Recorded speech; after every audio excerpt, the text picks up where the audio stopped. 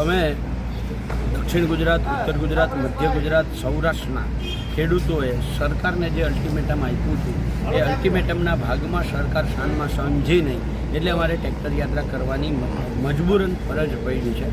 અને આજે અમે બહુ સ્પષ્ટ કહીએ છીએ, અમે અલ્ટિમેટમ આપવા જઈએ છીએ. કોઈ અમારું આંદોલન નથી, કોઈ અમારું ધરણા પ્રદર્શન, વિરોધ પ્રદર્શન નથી.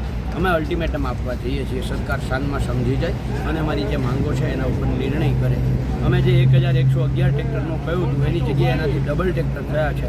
અને સરકારે એની આઈબીના રિપોર્ટોમાં જે સંખ્યાનો અંદાજ કર્યો હતો એનાથી 4 ગણા ખેડૂતો સ્વયંભૂ પોતાની રીતે આવ્યા છે.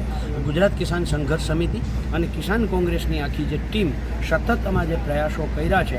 અને આ પરિણામે જો સરકાર શાનમાં નહીં સમજે તો આવનારા દિવસોમાં અમે આનાથી પણ વધારે અને મોટી તાકાતથી ગાંધીનગર આવી અને ધામા નાખશું. આજે અલ્ટિમેટમ આપીએ છીએ ત્યારે આંદોલનની શરૂઆત થશે. 15 જૂન આજની તારીખે આંદોલનની શરૂઆત છે, અંત નથી.